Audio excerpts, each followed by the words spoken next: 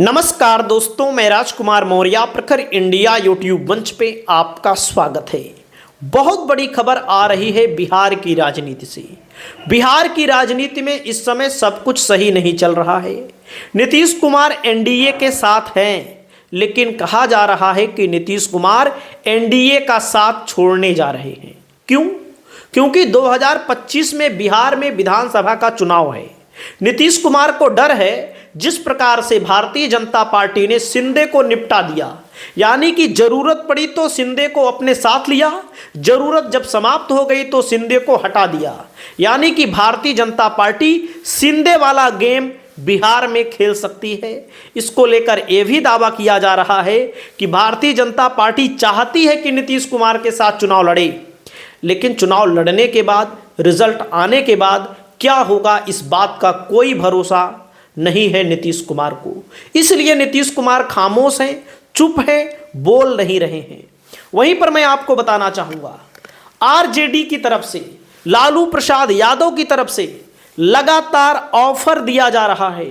हालांकि नीतीश कुमार ने लालू प्रसाद यादव को कई बार धोखा दिया।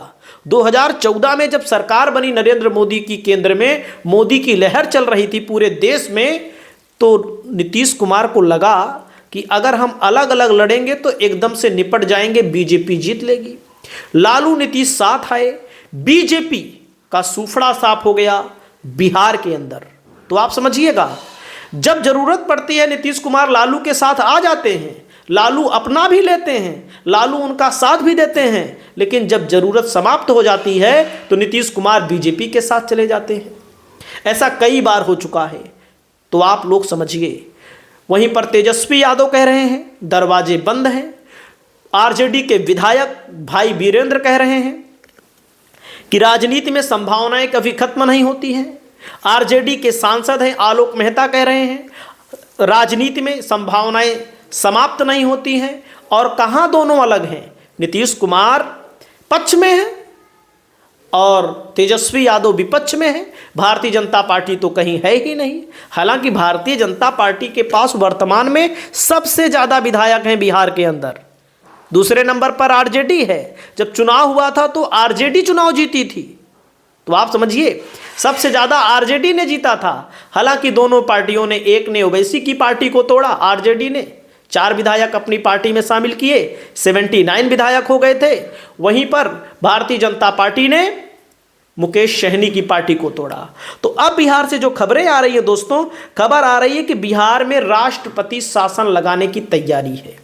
राष्ट्रपति शासन लगाने की तैयारी है, जिसको लेकर आप लोग देख रहे होंगे गवर्नर भी बदले गए। और जब गवर्नर बदले गए तो अलग अलग पार्टी के नेताओं से मुलाकात भी कर रहे हैं। भाजपा वाले से भी मुलाकात कर रहे हैं, लालू यादव से भी मुलाकात कर रहे हैं, नीतीश कुमार से भी मुलाकात कर रहे हैं।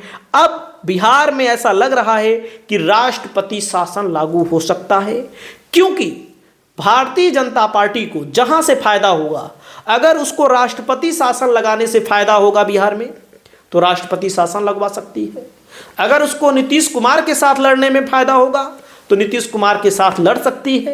अगर उसको फायदा होगा कि नीतीश कुमार को लेकर के लड़े साथ में, बाद में नीतीश कुमार को बाहर कर दे, तो वो भी बीजेपी कर सकती है, क्योंकि बीजेपी की केंद्र में सरकार है। राष्ट्रपति शासन को लेकर नव भारत टाइम्स की खबर आई हुई है। इन्होंने कहा है बिहार में कहीं राष्ट्रपति शासन लगाने की तैयारी तो नहीं। नए राज्यपाल की मुलाकातें और नीतीश लालू पर सस्पेंस। नीतीश लालू पर लगातार सस्पेंस बना हुआ है। वहीं पर खबर ये भी आ रही है दोस्तों, बिहार के राज्यपाल की सहजता की चर्चा है, क्योंकि राज्यपाल इतना ज़्यादा मिलते उलते नहीं हैं हर पार्टी के नेताओं से इतनी जल्दी, लेकिन वो मिल रहे हैं। और वहीं पर कहा जा रहा है हैप्पी बर्थडे कहने राबड़ी आवास गए थे गवर्नर। आप बताइए कौन सा गवर्नर हैप्पी बर्थडे करने किसी के आवास इतना जल्दी जाता है? वहीं पर अश्वनी चौबे से गवर्नर ने गीता ग्रहण किया, सहपाठी न्याज से मिलने उनके घर गए। मतलब कि जो ये राजनीतिक हस्तक्षेप है भारतीय जनता पार्टी के लिए, गवर्नर समय समय पर करते आए हैं, आप लोगों ने देखा होगा। और यहाँ पर अगर नीतीश कुमार इंडिया गठबंधन के साथ आ जाते हैं, अगर नीतीश कुमार बीजेपी के साथ चुनाव नहीं लड़ते हैं, जो कि सस्पेंस लगातार बरकरार है, सस्पेंस को लेकर के किसी भी प्रकार की गुंजाइश नहीं है कि सस्पेंस नहीं है, सस्पेंस है, क्योंकि बीजेपी को भी लग रहा है, जेडीयू को भी लग रहा है असहज। तो अगर नीतीश कुमार ऐसा कुछ करते हैं तो बिहार में राष्ट्रपति शासन लागू हो सकता है। वैसे मैं आपको बता दूं, 2025 में चुनाव है, अगर बीजेपी के साथ नीतीश कुमार लड़ते भी हैं तो जाहिर सी बात है, दो पार्टियां जब बिहार में एक साथ चुनाव लड़ती हैं तो फायदा एनडीए को ही होगा। लेकिन ऐसा भी नहीं है कि इंडिया गठबंधन जो है, महागठबंधन जो है, कि एकदम से परास्त हो जाएगा, जैसे बहुत सारे लोगों का मानना है। हालांकि लोकसभा के चुनाव में जिस प्रकार से उम्मीद जताई जा रही थी आरजेडी से, कांग्रेस से, हालांकि उत्तर प्रदेश ने अच्छा रिजल्ट दिया, महाराष्ट्र ने दिया, राजस्थान ने दिया, उतना अच्छा रिजल्ट बिहार से आ नहीं पाया। अगर बिहार ने 10 सीटें एनडीए की और कम कर दी होती तो केंद्र में भारतीय जनता पार्टी की सरकार ना बनती, 10 सीट बस। तो आप समझिए कि अगर आरजेडी 2-3 विकल्प अपने के लिए तैयार है, अगर नीतीश कुमार आते हैं तो नीतीश कुमार के साथ भी चुनाव लड़ेगी। हालांकि नीतीश कुमार से बातचीत हो जाएगी, ऐसा नहीं है, क्योंकि नीतीश कुमार ने बहुत धोखा दिया है। और अगर नीतीश कुमार नहीं भी आते हैं तो आरजेडी का अगला प्लान है कि ज़्यादा से ज़्यादा सीटों पर चुनाव लड़ो, अकेले लड़ो, एकला चलो, जैसे केजरीवाल अकेले लड़ रहे हैं, ममता बनर्जी अकेले लड़ती हैं, अकेले चलो, ज़्यादा से ज़्यादा सीटों पर लड़ो चुनाव। जब ज़्यादा से ज़्यादा सीटों पर लड़ेंगे तो ज़्यादा से ज़्यादा सीटें जीतेंगे। भारतीय जनता पार्टी ज़्यादा सीटों पर लड़ती है, ज़्यादा जीतती है। आरजेडी अगर कम सीटों पर लड़ेगी तो कम सीटें जीतेगी, जाहिर सी बात है। जो पिछली बार गलती हुई थी, कांग्रेस को 70 सीट दे दी गई थी, उस समय किसी को अंदाज़ा नहीं था। पॉलिटिकल मैच्योरिटी के तौर पर ऐसा कहा जा रहा था कि तेजस्वी यादव उतने बड़े मैच्योर नहीं थे 2020 में, लेकिन मैच्योरिटी आ चुकी है। 17 महीना सरकार में रह चुके हैं, आपने देखा होगा, काम भी उन्होंने अच्छा किया है।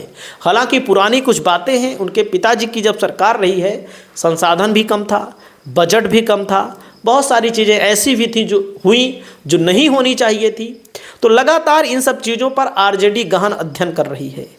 लालू प्रसाद यादव के दिमाग में एक बात और है, अगर नीतीश कुमार नहीं आते हैं तो चिराग पासवान को साथ लाया जाए, क्योंकि 5% पासवान बिरादरी का भी वोट है।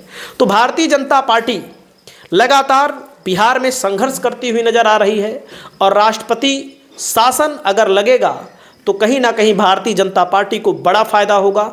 और नीतीश कुमार अगर बीजेपी के साथ लड़ेंगे तो जाहिर सी बात है, बीजेपी जो है नीतीश कुमार को निगल जाएगी।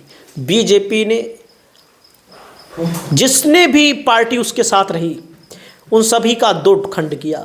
उत्तर प्रदेश में अपना दल का 2 खंड किया बीजेपी ने, उत्तर प्रदेश में सपा का 2 खंड करने का प्रयास किया। हालांकि सपा उसके साथ कभी नहीं रही, शिवपाल यादव पहले थे लेकिन कुछ कर नहीं पाए, बाद में फिर सपा में चले आए, आपने देखा होगा। प्रगतिशील समाजवादी पार्टी उन्होंने बना ली थी। 2 पार्टियों को लेकर के आप देखिए इस समय चिराग पासवान की 2 पार्टी हो गई, एनसीपी 2 पार्टी हो गई, शिवसेना 2 पार्टी हो गई, कांग्रेस तो कईयों पार्टी हो जाती है। तो भारतीय जनता पार्टी बहुत बड़ी राजनीति कर रही है। आपकी क्या राय है? आप अपनी राय बताइए। क्या राष्ट्रपति शासन लागू होगा कि नहीं? नमस्कार।